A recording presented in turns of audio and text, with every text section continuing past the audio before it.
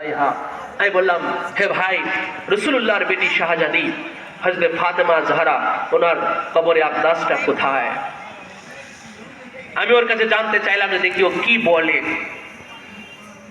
আমি তো রওজা মুবারক সোজাই দাঁড়িয়েছি, রওজা মুবারকের দিকেই আমি মুখ করে দাঁড়িয়েছি, আর ওর কাছে আমি জানতে চেয়েছি কৌশলগতভাবে আমি জানতে চেয়েছি দেখি ও কি বলে। ও আমাকে বলে যে তোমরা কেন মাখসুস করো, নির্দিষ্ট করে কেন ওনাকে জানতে চাও? ওনার বেটি কি আরো ছিল না? তাদের কথা তো বলো না, তোমরা শুধু আলীর কথা বলো। আমাকে বলতেছে শুধু আলীর কথা জিজ্ঞাসা করো, শুধু ফাতেমার কথা জিজ্ঞাসা করো। তোমরা তো রাসূলুল্লাহর যে আরো মেয়ে ছিল, জাইনাব ছিল, উম্মে কুলসুম ছিল, রুকাইয়া ছিল, তোমরা তো তাদের কথা জিজ্ঞাসা করো না, শুধু ফাতেমার কথা খাস করে কেন জিজ্ঞাসা করো? উনাকে কেন শুধু খাস করো? আমি বললাম যে ভাই, আমরা কি খাস করব খাতুনে আতার পাকে? স্বয়ং আল্লাহর রাসূলই ওনাকে খাস করেছেন, ওনাকে মাখসুস করেছেন। আমি একটা একটা করে তখন চটচট করে হাদিসে পাক বলে দিলাম, বলতে লাগলাম যে আল্লাহ রাসূলই তো ওনাকে মাখসুস করেছেন। ভাই, আল্লাহ রাসূলই তো ওনাকে খাস করে বলেছেন যে ফাতেমা বিদআতুম মিন্নি, ফাতেমা আমার দেহের অংশ। আল্লাহ রাসূল ওনাকে খাস করে বলেছেন যে লাম্মা নাযালাত হাযিহিল আয়া নাদু আবনানা ওয়া আবনাকুম, দা রাসূলুল্লাহ আলিয়ান ও ফাতেমাতা। যখন আয়াতে মুবাহালা নাজিল হলো, তোমরাও তো জানো যে যখন আয়াতে মুবাহালা নাজিল হয়েছে, আল্লাহ রাসূল আলী এবং ওনার মেয়ে শাহজাদি হযরতে ফাতেমাকেই ডেকেছে, আর কাউকে ডাকে নাই। ফাতেমাকেই আল্লাহ রাসূল মাখসুস করেছে, আমরা মাখসুস করি না। এই জন্য আমরা ওটা জানতে চাই। নারায়ে তাকবীর, নারায়ে রিসালাত, ইয়া রাসূলুল্লাহ, ইয়া সালাম, ইয়া রাসূলুল্লাহ, আলী, ইয়া আলী, ইয়া হাসান, ইয়া হাসান, হুসাইন, ইয়া হুসাইন। ওরা অনেক সময় এরকম বাঘ বিতণ্ডা করলে ধরে নিয়ে যায়, ভিতরে ধরে নিয়ে যায়, ওদের কামরার ভিতরে সবাই ধরে নিয়ে যায়। কিন্তু আমার ভিতরে এরকম কোনো ভয় কাজ করছিল না, কোনো ভয় কাজ করছিল, কারণ আমি রাসূলুল্লাহর বাণীর সাহসে আমি ওর সাথে কথা বলছিলাম। কিন্তু সে আমার উপরে রেগে চেটে শেষ হতো আমার থেকে সরে চলে গেল। ওই যে আমি হাদিস পাক বলছি, একটা একটা হাদিস পাক বলছি, এই হাদিসগুলো তোরা জানে কিনা বলে? আরে ভাই, ওরা আরবি আর আমরা বাঙালি, ওরা আরবি আর আমরা হলাম বাঙালি। আমরা এত হাজার কিলোমিটার দূরের লোক মদিনা শরীফ থেকে, আরব থেকে, আর ওরা আরবেরই লোক। ওদের ভাষাও আরবি আর আমাদের ভাষা বাংলা। তো আমরা যদি ভাই এত হাজার কিলোমিটার দূরে এসে আমরা বাঙালি মানুষ যদি আমরা এই হাদিসগুলো আমরা যদি পেলাম, তো খোদ ওরা আরবের লোক ওরা পাই নাই? বলেন পেয়েছে কিনা? যেমন আমি একটা কথা বলে থাকি যে অনেক গন্ড মূর্খ অন্ধ আলেমেরা, অন্ধজনেরা মুয়াবিয়াকে আপনার সাহাবী বলে। কি বলে বলেন? ওই কাতেবে ওহী বলে। কি বলে বলেন? কাতেবে ওহী বলে, ওহির লেখক। কাতেবে ওহী মানে কি? কাতেবে ওহী মানে ওহির লেখক, ওহির লেখক। আমি তখন বলি যে মুয়াবিয়া এত বড় কাতেবে ওহী, মানে ওহী লিখনেওয়ালা, ওহী লিখনেওয়ালা। তো ভাই, তাহলে মুয়াবিয়া তাহলে এই ওহীখানা কি ও পেল না? মুয়াবিয়া কি এই ওহীখানা কি পেল না যে আল্লাহ রাসূল বললেন যে আলীর সাথে ফাতেমা এবং হাসান ও হুসাইনের সাথে যে যুদ্ধ করে, আমি স্বয়ং তার বিরুদ্ধে যুদ্ধ হয়ে যাই। এটা রাসূলুল্লাহর হাদিসে পাক। এই যে মিশকাত শরীফ, এখানে এই হাদিস পাক আছে। যদি কোনো আলেম সাহেব দেখতে চান, এখানে এসে আপনি দলিল নিয়ে যান। রাসূলুল্লাহ বললেন, যারা মুয়াবিয়াকে কাতেব ওহী বলেন অসুবিধা নাই, কাতেব ওহী একজন লিখতেই পারে। গিরিশচন্দ্র সেন কোরআন অনুবাদ করছে, এই করছে সেই করছে, আগে খুব করা পরে করছে তো, ঠিক কিনা বলেন? কোরআন অনুবাদ করছে কি করছে না? তাই বলে কি মুমিন মুসলমান হয়ে গেছে নাকি? বলেন, গিরিশচন্দ্র সেন কি মুমিন মুসলমান হয়ে গেছে? তো মুয়াবিয়া ওহী লিখলে তাতে কি হয়েছে? লিখছে না, লিখলে কি হবে? তাই বলে কি ঈমান আনতে পারছে? ঈমানদার হতে পারছে? ওহী লিখলে কি ঈমানদার হওয়া যায়? ঈমানদার হওয়া ওটা আলাদা ব্যাপার ভাই। শুধু ইসলামে ঢুকলেই টুপি পাগড়ি জুব্বা পরে সাজলে, মুসলমান সাজলে, কালেমা শুধু মুখে জপ না করলেই ঈমানদার হওয়া যায় না। ওহি লিখলেই শুধু ইমানদার হওয়া যায় না, সাহাবী হওয়া যায় না। তো ও এত ওহি লিখলো, কাতিবে ওহি হয়ে গেল। তো রাসূলুল্লাহর এই সতর্ক বাণীগুলো ও তাহলে তো অবশ্যই ও ভাই দেখেছে, দেখছে কিনা বলেন? সে তো অবশ্যই দেখেছে যে আল্লাহ রাসূল বলেছেন যে আলীর সাথে যে যুদ্ধ করলো আমি তার বিরুদ্ধে যোদ্ধা হয়ে যাই। তো এই মুয়াবিয়া সে মাওলা আলীর বিরুদ্ধে যুদ্ধে নামছে কিনা বলেন? নামছে কিনা? আগে কে নামছে? মাওলা আলী আগে নামছে না মুয়াবিয়া আগে নামছে? কে আগে নামছে? দুইজনের মধ্যে যখন মারামারি লাগে আগে কিন্তু জিজ্ঞাসা করা হয় কে আগে মারছে, ঠিক কিনা বলেন? বিচারা করতে গিয়ে কিন্তু বলা হয় আগে মারছে কে, যে আগে মারে তার দোষটা কিন্তু কি হয় বেশি। তুমি কেন আগে মারতে গেলা, ঠিক কিনা বলেন? তুমি আগে কেন? তো ভাই এই সিফিনের যুদ্ধটা যে হয়েছে মাওলা আলী আর মুয়াবিয়ার মাঝে, তো আগে কে যুদ্ধ আসছিল বলেন? যুদ্ধ কে আগে আসছিল? এই যুদ্ধর সিফিনের যুদ্ধটা আপনারা পড়ে দেখেছে, কে আগে দামেস্ক থেকে বের হয়ে আইছিল? কোথায় দামেশ আর কোথায় সিফিন, তাই না? হ্যাঁ হ্যাঁ হ্যাঁ, কোরআন সেই সিফিনের যুদ্ধে কোরআন ছেড়ে যখন দেখলো যে হার নিশ্চিত হয়ে গেছে, এবারে মুয়াবিয়া এখন হেরে যাবে, এই কোরআন শরীফের পৃষ্ঠা ছিঁড়ে বর্ষার আগায় বর্ষার মাথায় গেঁথে তখন কি বলতে লাগলো যে আমরা কোরআনের ফয়সালা চাই। কিসের ফয়সালা? কোরআনের ফয়সালা চাই। এই কিছুদিন আগে আপনারা একটা ভিডিও দেখেছেন মিডিয়াতে, সোশ্যাল মিডিয়াতে একটা ভিডিও ভাইরাল হয়ে গেছিল। এক বক্তা যে মানুষের কাছে সাধারণ মানুষের গ্রহণযোগ্যতা হারাই ফেলছে, নাম বলবো না, একটা বাটপার মাত্রা বক্তা, কথায় কথা মিথ্যা বলে, এখন এক কথা পরে আবার আরেক কথা, ঠিক কিনা বলেন?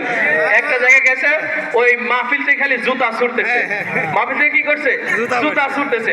তখন অন্য মোল্লারা ওই স্টেজে কোরআন শরীফ রাখা ছিল, কি রাখা ছিল?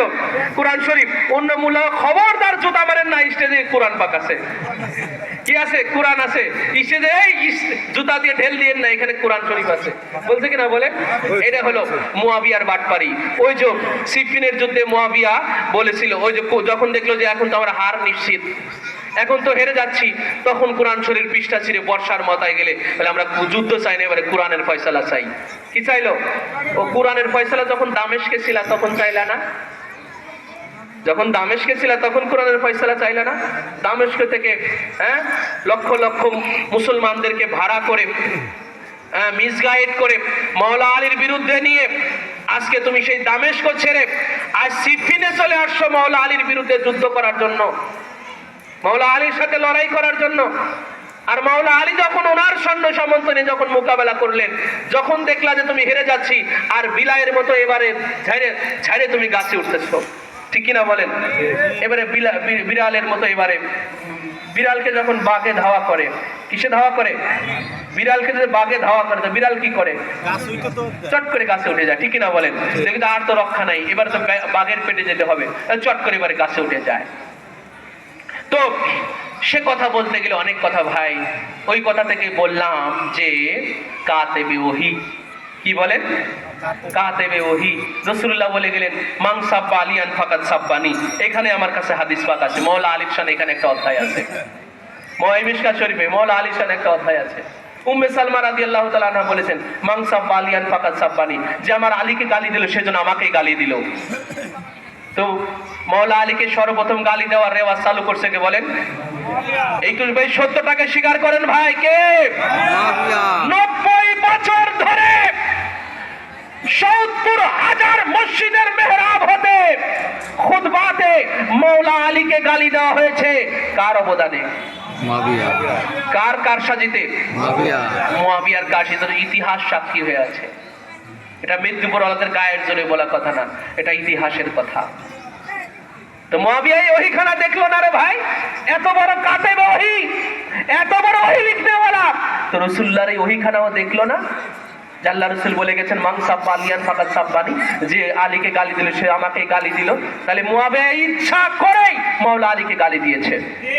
আরে ভাই, আজ ১৫০০ বছর পরে এসে আমরা এই রাসূলুল্লাহর এই হাদিস শরীফখানা পাইলাম, তো মুয়াবিয়া সেই জামানায় পাই নাই? বলেন পাইছে কি পাইছে না? মুয়াবিয়াও পেয়েছে। আল্লাহ রাসূল বলেছেন আলীর বিরুদ্ধে যে যুদ্ধ করলো আমি তার বিরুদ্ধে যুদ্ধ, এটা মুয়াবিয়া জানতো।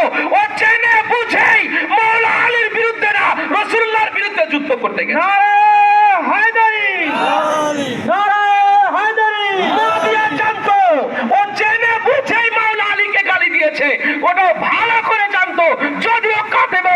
থাকে তো অবশ্যই ও জানতো আজ 1500 বছর পরে এসে আমরা বাঙালিরা এই ওহী পাই, এই হাদিস পাই। আর মুয়াবিয়া তো রাসূলুল্লাহর জামানার লোক ছিল এবং ও আরবি ছিল, ঠিক কিনা বলেন? আরবেরই লোক ছিল, তো ও এই হাদিস শরীফ পাই নাই? বলেন পাইছে কি পাই নাই? তাহলে ও ইচ্ছা করেই মাওলা আলীকে গালি দিয়েছে, ঠিক কিনা বলেন? ওর ভিতরে রাগ, মাওলা আলীর উপরে রাগ এবং রাসূলুল্লাহর উপরেও রাগ ওর, ঠিক কিনা বলেন? আসলে ভিতরে ভিতরে রাগ আর বাইরে হলো টুপিদারি জুব্বা কুব্বা, ঠিক কিনা বলেন? এই জন্য ভাই এই দুশ্মনী এটা আল্লাহ পাক এগুলো ছাড় দিবেন না, ঠিক না বলেন? ইনাদের সাথে এই দুশ্মনী আল্লাহ পাক ছাড় দিবেন না। তো যেটা বলতেছিলাম, খাতুনে আথার পাকের সাথে আব্দুল ওহাব নজদি, মনে আছে? আব্দুল ওহাব নজদি সেই জান্নাতুল বাকিতে সেই তৎকালীন সেই আরবের সেই বাদশার সাথে আত্মীয়তা করে তাকে হাত করে জান্নাতুল বাকিতে মদিনা শরীফে এবং জান্নাতুল মুআল্লা মক্কাতুল মুকাররমায়, মক্কাতুল মুকাররমা কাবা শরীফ থেকে 1.5 থেকে 2 কিলোমিটার দূরে, কাবা শরীফ থেকে 1.5 থেকে 2 কিলোমিটার দূরে জান্নাতুল মুআল্লা, যেখানে হাশেমীদের রওজা মুবারক রয়েছে, যেখানে রাসূলুল্লাহ সাল্লাল্লাহু আলাইহি ওয়াসাল্লামের চাচা জান হযরত খাজা আবু তালিব আলাইহিস সালামের রওজা মুবারক রয়েছে, যেখানে মা খাদিজাতুল কুবরা সালামুল্লাহি আলাইহার রওজা মুবারক রয়েছে জান্নাতুল মুআল্লাতে। ওনাদের রওজা পাকের উপরে গম্বুজ বিশিষ্ট ছিল জান্নাতুল মুআল্লাতে মক্কা শরীফে। সেখানে আমরা জিয়ারত পাক গেলাম, হুজুর পাক সেখানে জান্নাতুল মুআল্লাতেও হুজুর পাক হিজ হলিনেস হুজুর পাক কিবলা ও কাবা উনিও ওখানে জিয়ারত পাকে গিয়েছেন। ওই একই সাথে জান্নাতুল মুআল্লা এবং জান্নাতুল বাকি একই সাথে এই নবী পরিবারের হাশেমীদের এই রওজা মুবারকগুলো আপনার বোল্ডেজার দিয়ে ভেঙে গুড়িয়ে দেওয়া হয়েছিল। আজও সেই ভাঙা অবস্থায় আছে ভাই, আজও সেই ভাঙা অবস্থায় একদম অনেকটা নিশ্চিহ্নর মতোই আছে, কোনো দৃশ্যমান সেরকম কোনো চিহ্ন নাই, বোঝার মতো উপায় নাই, চিনার মতো তেমন উপায় নাই, শুধু একটু এরিয়া আছে যে এই এরিয়াতে এনাদের রওজা মুবারক হলো, বুঝতে পেরেছেন? তো ভাই এই যে কারো কবরের উপরে আঘাত করা, এটা কি মোহাব্বত, এটা কি বন্ধুত্ব না দুশ্মনী? আপনারা আপনাদের সাধারণ বিবেক দিয়ে আপনারা বলেন, আপনারা আপনাদের এই যে রাসূলুল্লাহর রওজা পাকের উপরে গম্বুজ আছে কিনা? আপনারা বলেন গম্বুজ আছে কিনা? এটা কি সঠিক আছে না বেঠিক আছে? আপনারা এই জবাব দেওয়ার জন্য, এই কথার জবাব দেওয়ার জন্য আপনার মৌলানা পাশ করা লাগবে না ভাই, মুফাসসির মুহাদ্দিস মুফতি হওয়ার দরকার নাই। যে রাসূলুল্লাহর রওজা মুবারকের উপরে যে গম্বুজ বিশিষ্ট আছে এটা ঠিক আছে, এটা কি আছে বলে?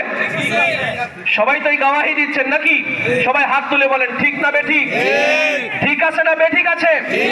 রাসূলুল্লাহর রওজা মুবারকের উপরে গম্বুজ আছে ভাই, গম্বুজ আছে, ওই সবুজ গম্বুজ আছে কি নাই? সবুজ গম্বুজ আছে।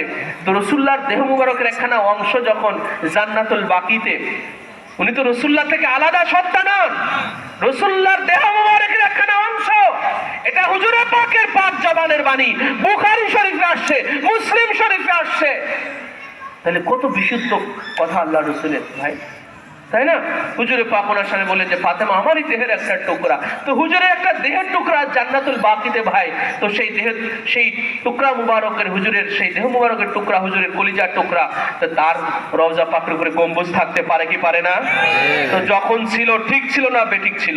ঠিক ছিল ভাই, ঠিক ছিল না বেঠিক ছিল বলেন? যখন ছিল ঠিক ছিল না বেঠিক ছিল? তা যখন ভেঙে দেওয়া হলো এটা কি হলো বলেন?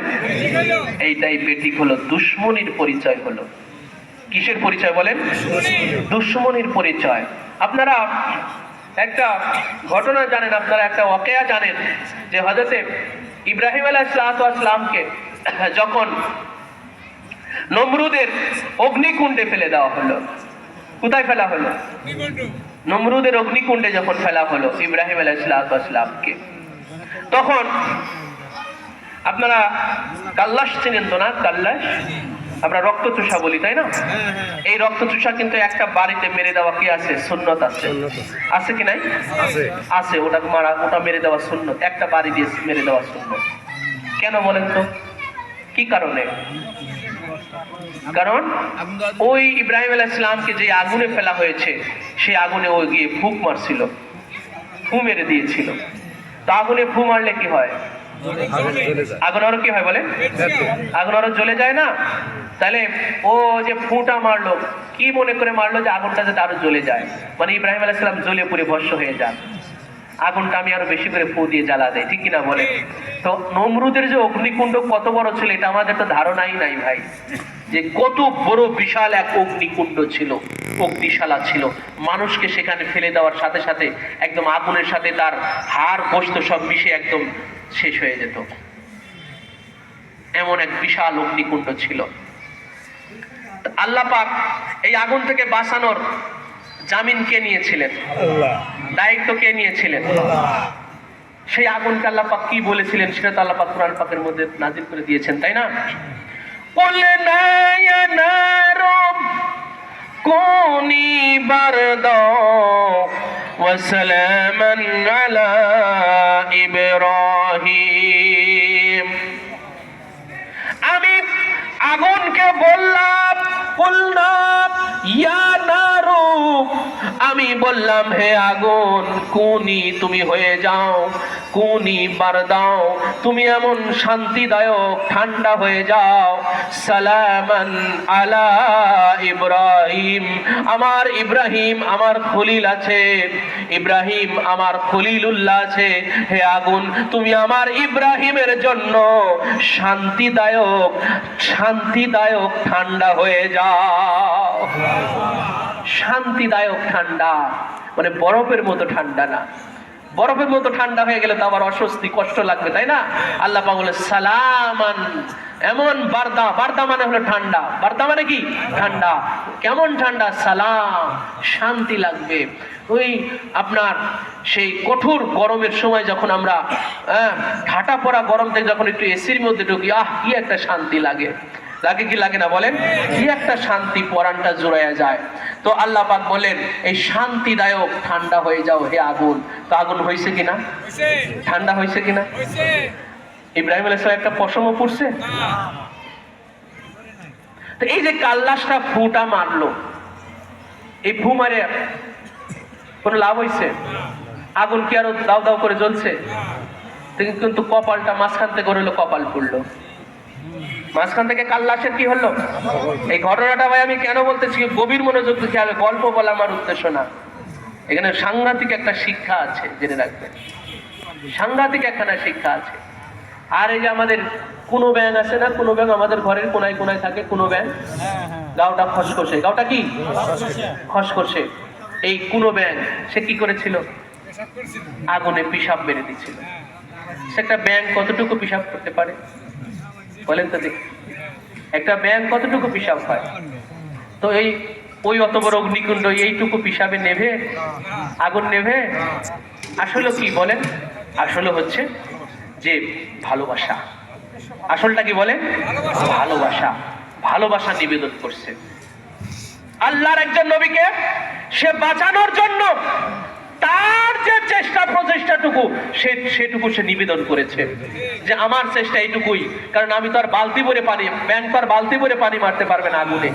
তার যতটুকু চেষ্টা পিশাব করে দিয়ে আগুনটাকে নিভিয়ে দেওয়ার চেষ্টা, সে সেটা করে সে একজন নবীর প্রেমিকের পরিচয় দিয়ে দিয়েছে। আর কাল্লাসের ফুতে আগুন একেবারে দাউ দাউ করে জ্বলে উঠবে না, কিন্তু হলো আল্লাহর একজন নবীর দুশমনির পরিচয় দিয়েছে। এই জন্য ওই কাল্লাসকে মেরে দেওয়া কিয়ামত পর্যন্ত সুন্নাত হয়ে গেছে, আর ব্যাঙ মেরে দেওয়া হারাম হয়ে গেছে। ব্যাঙ মারলে জরিমানা দিতে হবে। হ্যাঁ, এই ব্যাঙ যদি কেউ মারে তাহলে তাকে কাফারা দেওয়া লাগবে। কি দেওয়া লাগবে? কাফারা মানে জরিমানা দিতে হবে, জরিমানা দিতে হবে। বুঝতে পেরেছেন ভাই? তো এই জন্য জেনে রাখবেন, আহলে বাইতের সাথে যারা দুশমনি করে, ওই যে ইব্রাহিম আলাইহিস সালামের সাথে দুশমনি করে হ্যাঁ, ইব্রাহিম আলাইহিস সালামের কোনো ক্ষতি হয় নাই। কোনো ক্ষতি হয়েছে? ক্ষতি হয় কাল্লাশের? এমনটা তো না যে কাল্লাশের ওই ফুঁতে আগুন আরো দাও দাও করে ওনার গাও ঝলসে চলে গেছে, এমনটা তো না, তাই না?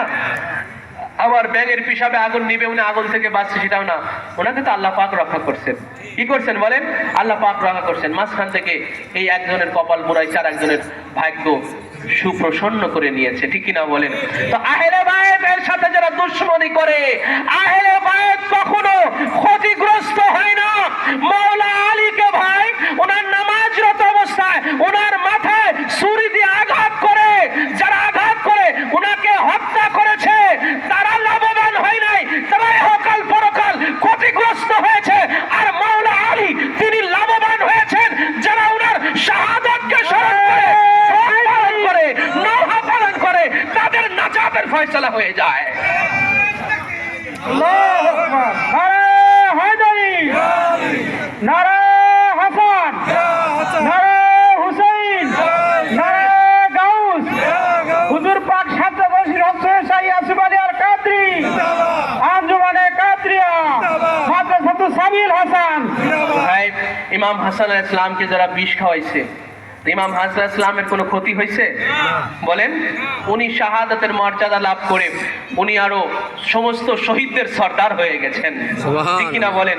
যারা বিষ খাওয়াইছে তারাই ক্ষতিগ্রস্ত, ইহকাল এবং পরকাল তারা ক্ষতিগ্রস্ত, ঠিক কিনা বলেন?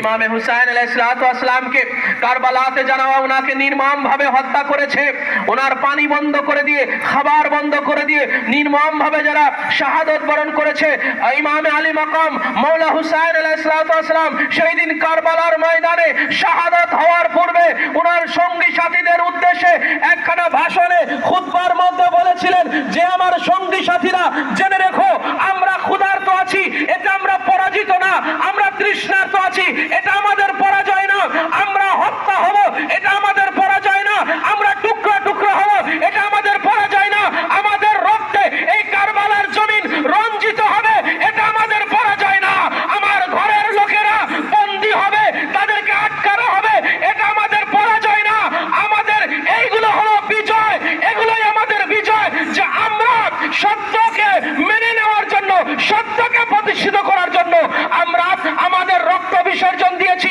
জান বিসর্জন দিয়েছি, আমরা মাথা দিয়েছি, কিন্তু আমরা হাত দেই নাই, এটাই হলো আমাদের মহা বিজয়।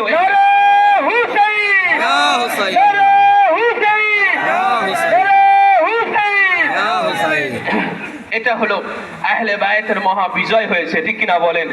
যে ওনারা শের দিয়েছেন কিন্তু এজিদের হাতে হার দেন নাই, এটা ইমাম হুসাইনের মহা বিজয় হয়েছে। এজন্য মাওলা ইমামে হুসাইন এমন এক মহা সত্তায় পরিণত হয়ে গেছে ভাই।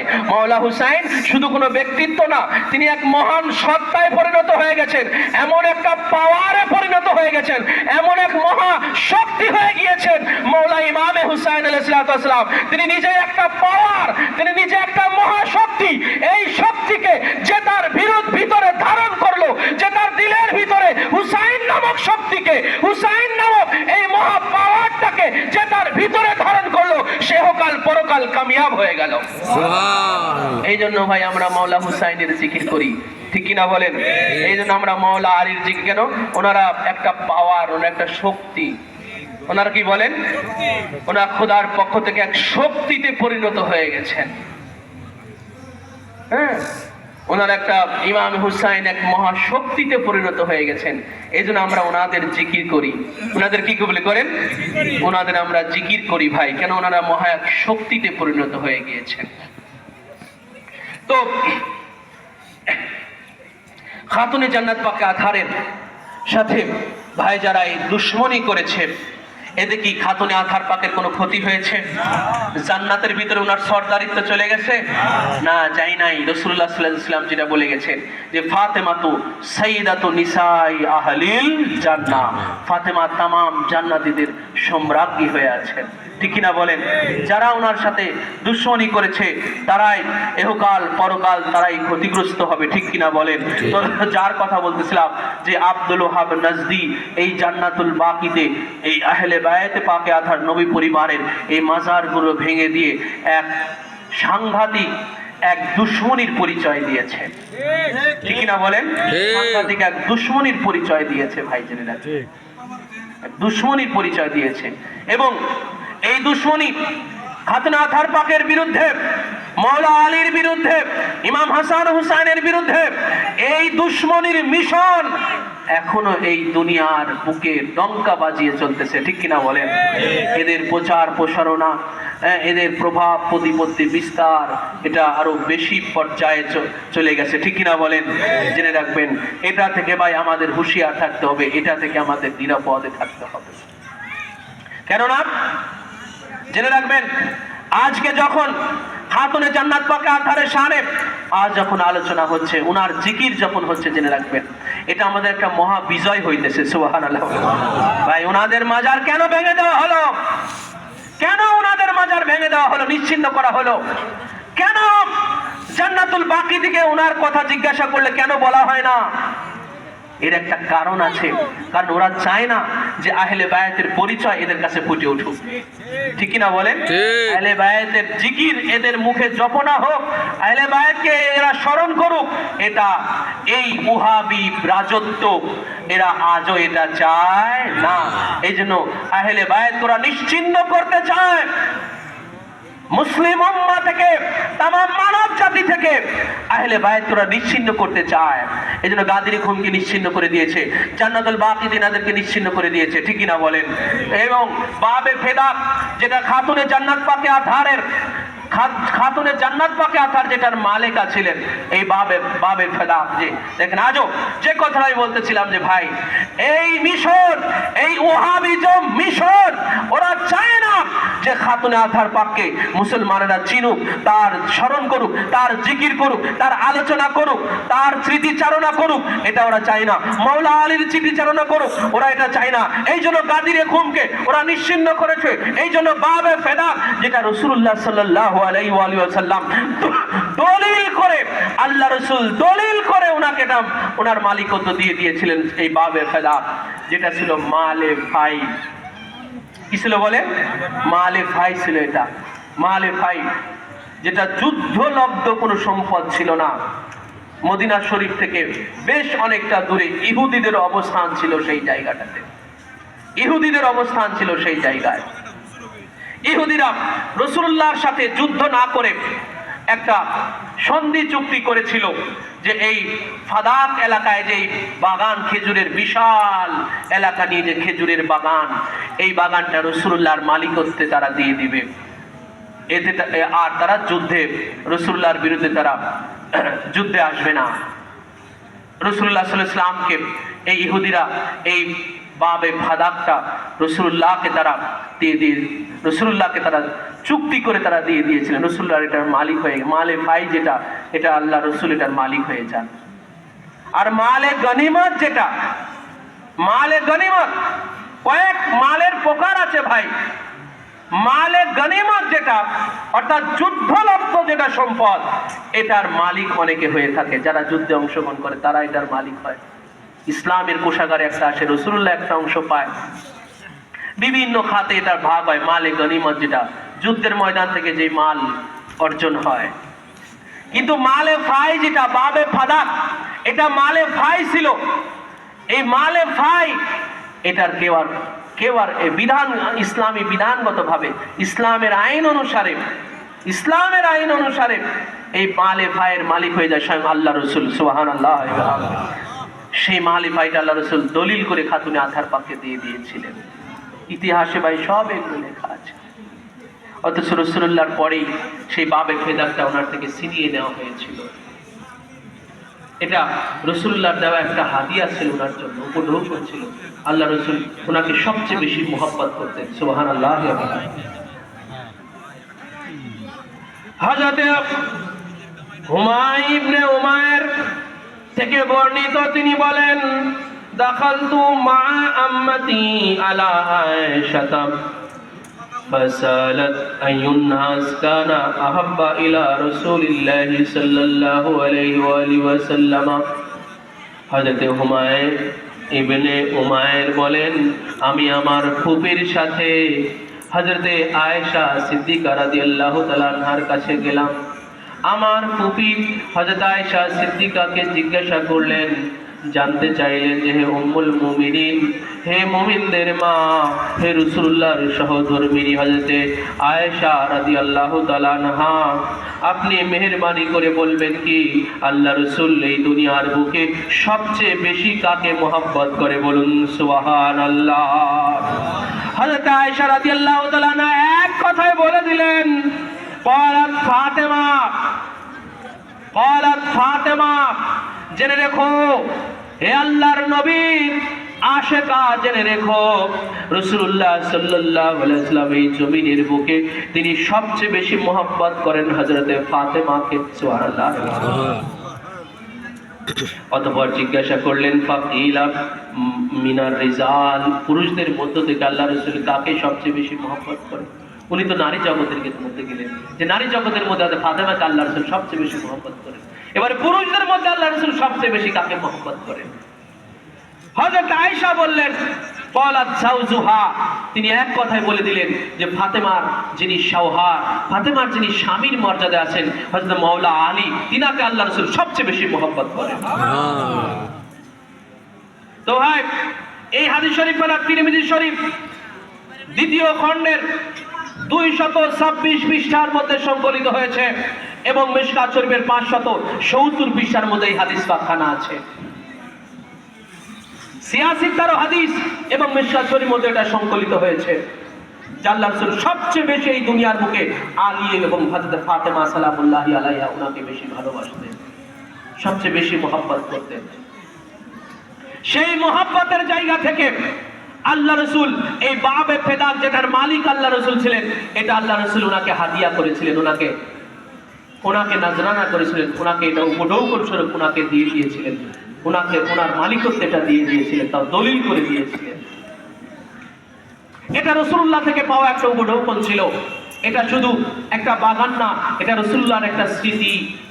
কোন মেয়ে, ভাই এটা তো আমাদের বেলায়ও হয়, কোন মেয়ে যখন তার বাবার কাছ থেকে কিছু পায়, ওটা কিন্তু সাধারণ কোনো সম্পদ থাকে না তার কাছে। সেটা যদি একটা খড়কুটো হয়, ঠিক কিনা বলেন, শুধু একটা থালা বাসনও হয়, একটা থালা বাসনও যদি কোনো মেয়ের তার বাবার কাছ থেকে পাওয়া হয়, একটা কাঁচের গ্লাসও যদি তার বাবার কাছ থেকে পাওয়া হয়, সে অনেক যত্ন করে রাখতে চায় সেটা, ওই কাঁচের গ্লাসটা ভেঙে গেলে সে কিন্তু অনেক কষ্ট পায়, ঠিক কিনা বলেন, যে আহারে তার বাবার দেওয়া ছিল এটা।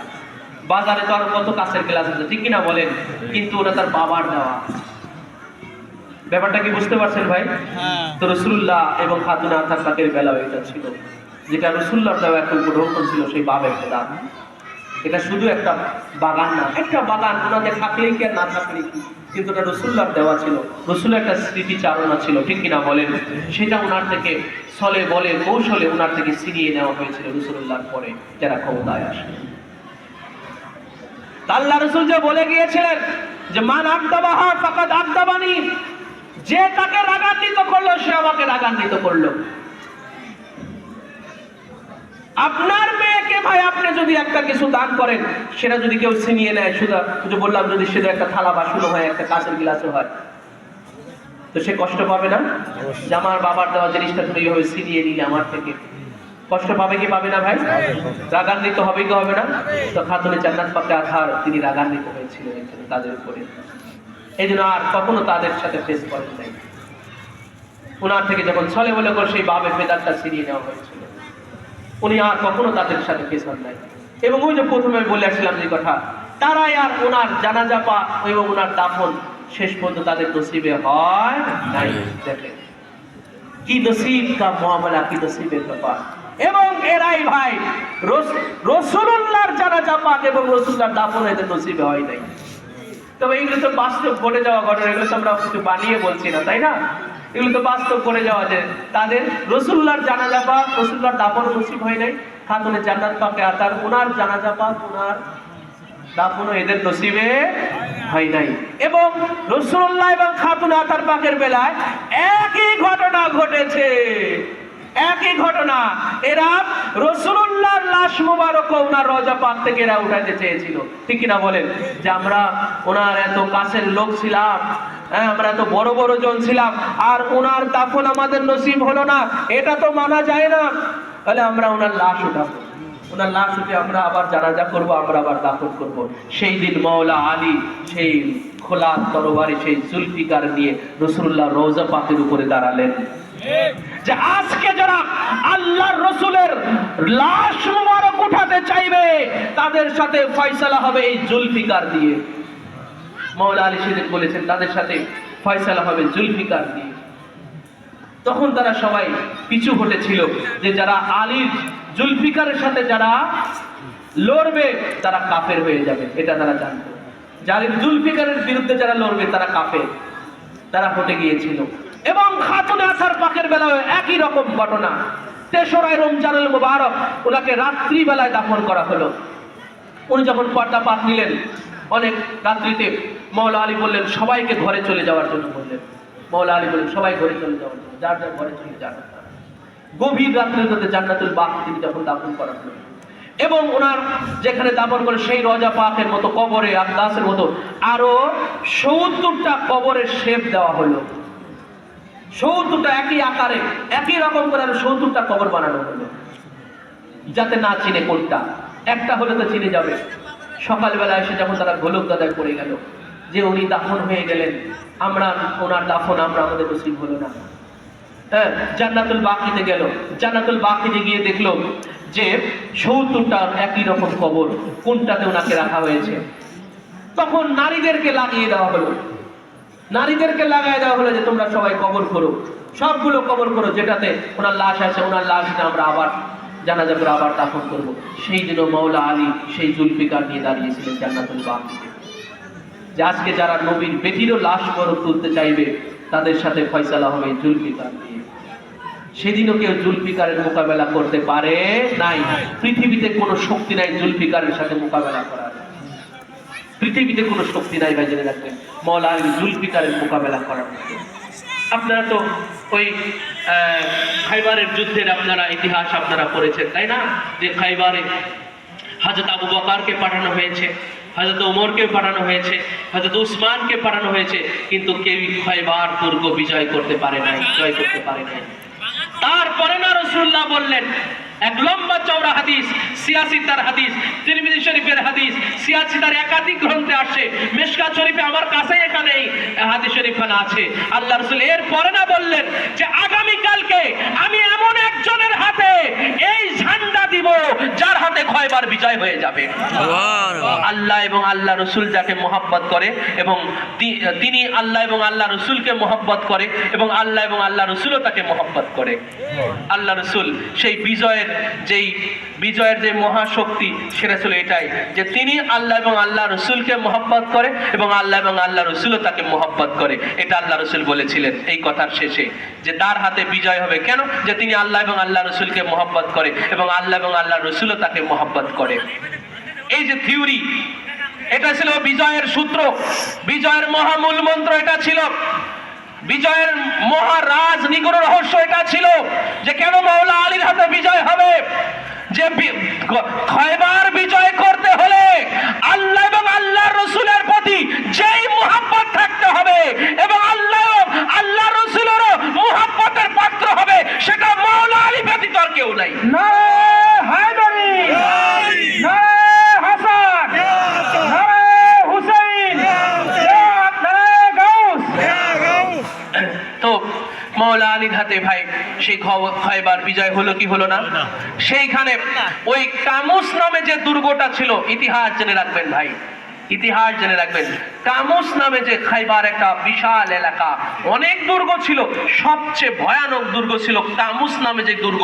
সেই দুর্গে বসবাস করত, সেই দুর্গে অবস্থান ছিল মারহাব নামে এক বিশাল দৈত্যাকার পালোয়ানের, এক দৈত্যাকার পালোয়ান, ইহুদিদের পালোয়ান, যার মোকাবেলা করার মতো কেউই ছিল না। সেই মারহাব নামে এক পালোয়ান ছিল, এক দৈত্যের মতো তার চেহারা ছিল, দানবের মতো চেহারা ছিল। সে যখন মাওলা আলী আলাইহিস সালামকে সেই শটে বলছি সেই খাইবারের ময়দানে যখন মাওলা আলী আলাইহিস সালামকে সে যখন আঘাত করলো, মওলা আলী আলাইহিসসালামের সেই আঘাতটাকে ঠেকানোর পরে মওলা আলী আলাইহিসসালাম যখন সেই জুলফিকার দিয়ে একটা আঘাত তাকে করেছিল, তার মাথা থেকে এই পুরো বডিটা দুই ভাগ হয়ে সে যে ঘোড়ার উপরে বসা ছিল, সেই ঘোড়াটা দুই ভাগ হয়ে জুলফিকার আবার মাটির মধ্যে গেড়ে গিয়েছিল। মওলা আলীর একটা আঘাত, সেই মারহাব দুই খণ্ড হয়ে গেল, ঘোড়া দুই খণ্ড হয়ে, এরপরে আবার মাটিতে গিয়ে সেই জুলফিকার মাটিতে গিয়ে পুঁতে গেছে। খায়বার বিজয় হয়ে গেল। তো ভাই সেই মওলায়ে কায়নাত শেরে খোদা মওলা আলী মুশকিল কুশা এই যে ইনাদের সাথে যেই দুশ্মনীর যে ধারা, কি বলতেছিলাম বলেন, ইনাদের সাথে যে দুশ্মনীর ধারা, এই যে মিশন, যেই বাবে ফেদাক খাতুনে আধার পাক থেকে শুধু ছিনিয়ে নিয়েই ওরা ক্ষান্ত হয় নাই, সেই বাবে ফেদাকের খেজুরের বাগানগুলোকে পরে জ্বালিয়ে দিয়েছে। চিৎকার দিয়ে বলো নাউজুবিল্লাহ। আরে ভাই নিয়েছে জ্বালিয়ে দিল কেন বলেন তো? বুঝবার আছে অনেক কিছু। হ্যাঁ, এলে উনার থেকে বাগানটা ছিনিয়ে নিয়েছে, শুধু ছিনিয়ে নেই নাই শুধু, আবার সেই খেজুরের গাছগুলোকে জ্বালিয়ে দেওয়া হয়েছে। আজও সেই ফাদাকের জমিনে খাতুনে আধার পাকের সেই খেজুরের বাগান, সেই খেজুরের গাছ, পুরা গাছগুলো আজও দাঁড়িয়ে আছে, পুরা গাছগুলো আজও দাঁড়িয়ে আছে। সেই খেজুরের আজও পুরা অবস্থায় সেই গাছগুলো আজও দাঁড়িয়ে আছে, পুরা গাছ আজও দাঁড়িয়ে আছে। কেন পুড়িয়ে দেওয়া হলো? ওরা স্মৃতিচারণাও রাখতে চায় না, কোনো স্মৃতিচারণাও রাখতে চায় না।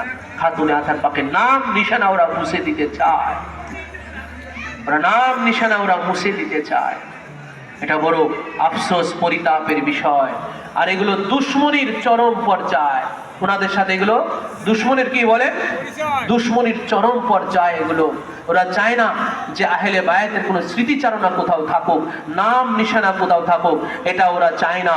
এই জন্য ভাই জেনে রাখবেন, যখন খাতুনে আধার পাকের কোন স্মৃতিচারণা আপনি যখন করলেন, যখন আপনার দ্বারা হলো, মওলা আলীর যখন স্মৃতিচারণা করলেন, ইমাম হাসান হুসাইনের যখন স্মৃতিচারণা করলেন, ওনাদের কোন স্মৃতিচারণাতে, ওনাদের কোন আলোচনায় আপনি অংশগ্রহণ করলেন, ওনাদের কোন জিকির, কোন স্মরণে আপনি শরীক হলেন, এটা আমার আপনার মহা বিজয়ে পরিণত হয়ে গেল।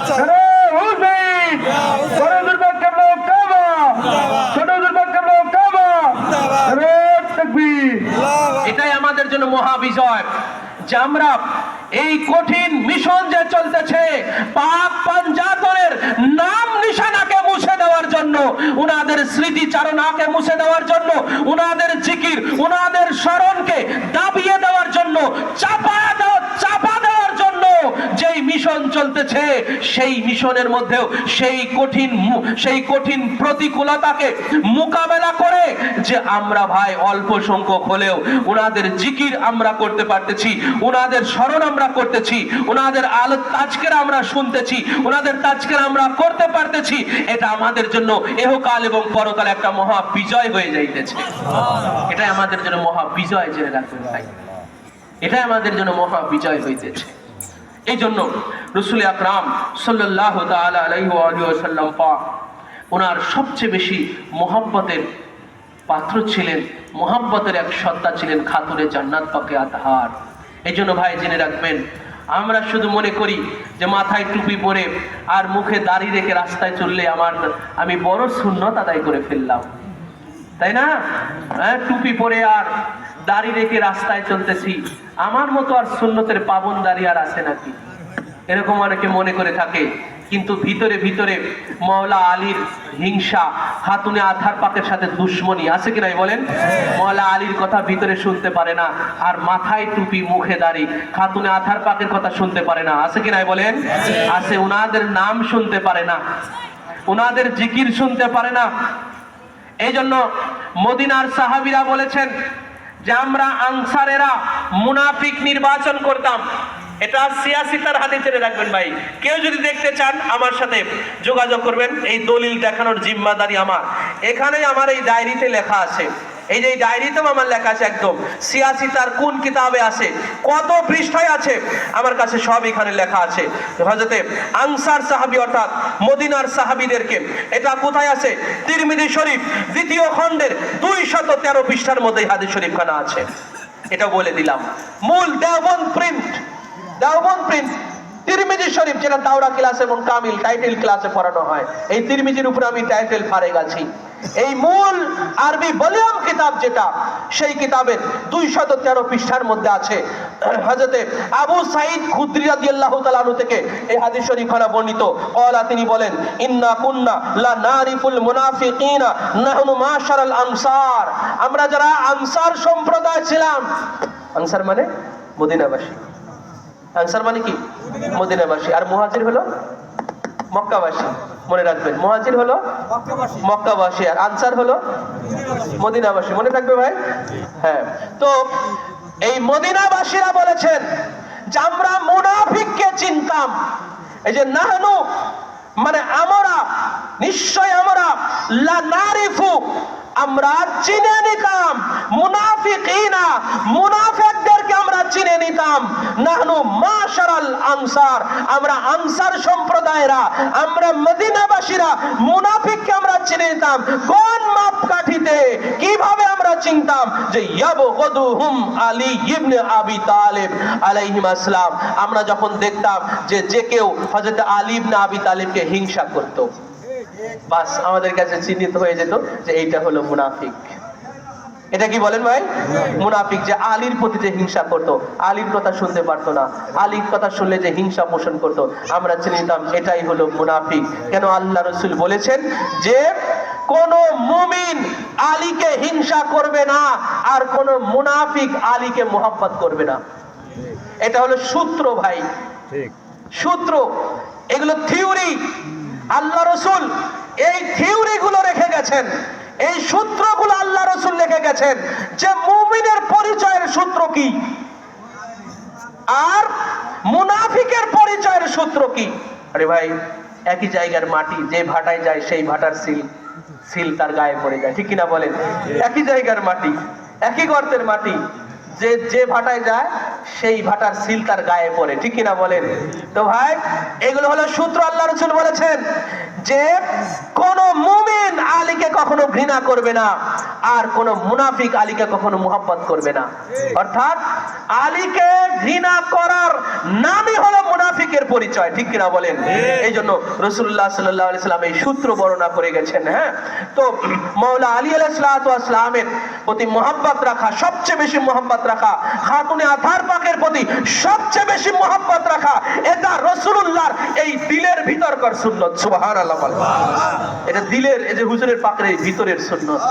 হুজুর বলেছেন মুহাব্বত, মুহাব্বতটা কোথায় হয় ভাই? এই যে দিলের ভিতরে। কোথায় হয় বলে? রাসূলুল্লাহ হাত দিয়ে দেখিয়েছেন।